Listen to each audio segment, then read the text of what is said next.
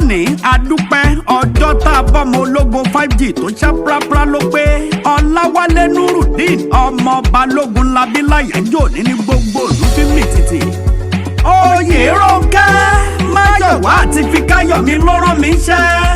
Wọ́n pé kí n kó olùkọ́ ṣẹ̀kẹ̀rẹ̀ lọ́wọ́ kí n kárí ilé ọmọ Balógun tó ń ṣọjọ́ bí lónìí. Ǹlẹ́ ọlọ́jọ́ bí òní o aláṣẹ AMG record kòkòkò bí owó akọni ọmọ tọ́wọ́ ẹni bí ò lè kà á Ọláwálé ìwọ máa wí fáwọn ọlọ́tẹ̀ pé ní bá mi kùkù tí ara rẹ̀ lómi. Ọmọ Balógun dòdò ń dá wa o Ọláwálé Nurudeen ibi wa lòkúta tí wọ́n kọ̀ sílẹ̀ lọ́jọ́sí tó wá di pàtàkì igunlé ẹ̀wù iṣẹ́ kábíyèsí Èdùmàrè. Ọlọ́jọ́ bí òní o olówó orí Ayọ̀míkún Kadijat ìwọ ti gòkè àgbà iná ibi gíga ló wà ò nírẹ̀lẹ̀. Happy birthday to you Ọláwálé Nurudeen. Today is a special day for you and you deserve special wishes.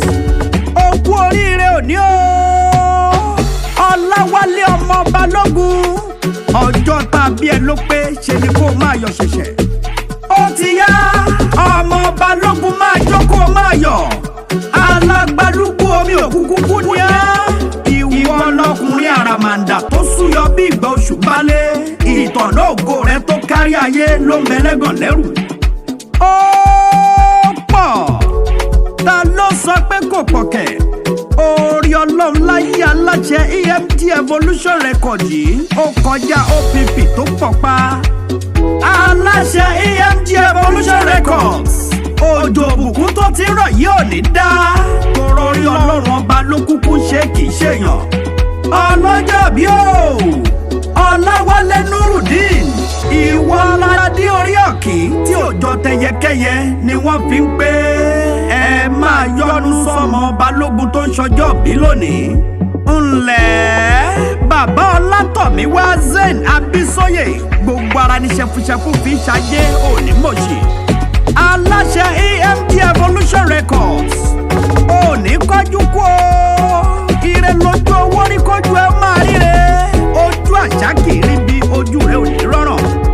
Ọlọ́jọ́ bí òní o Ọláwálé Nurudeen ìwọ lọmọ onímùṣẹ àjínà ọmọ onímùṣẹ ànádòru ni wọ́n kí lé bàbá tó bí yín lọ́mọ. Ẹ̀yin lọmọ ọ̀dọ́mọwé Èsúdè ọmọ Èsúdè máa gbowó ọya tó gbowó ọya kó tún gbowó dẹ. Ìran bàbá yín lọmọ Olúgbòde Àjàgbàlúra ẹ̀yin lọmọ Èrèníwà. Ìran bàbá yín lọmọ Adálẹ̀ Gbìṣù Ewùrà ẹ̀yin lọmọ olówó inú góòlù ẹ̀yin lọmọ Alágogo Òjé. Ọmọ Àdìgbòlùjà ni wọ́n kí lé bàbá tó bí yín lọ́mọ. Ìbẹ́yìn lọmọ wíníwíní ọlọ́rọ̀ ọmọ ògbójúlógún sọmọ àjẹ́rìkó. Ìran bàbá yín lọmọ Agẹṣin jáko ẹ̀yin lọmọ onígbọ̀kan àìdè ọmọ onígbọ̀kan àìwọ̀. Àjòjì tó bá wọ gbòòrò yóò dẹran ẹbọra nílé bàbá tó bí yín lọ́mọ. Ọlọ́jọ́ bí òní o Ọláwálé Nurudeen ọmọ Balógun tó bá wá ń gbọ́ kíkì yìí Oyèrónkẹ́ Máyọ̀wá àti Fíkáyọ̀mí ni wọ́n ń pè Happy birthday to you.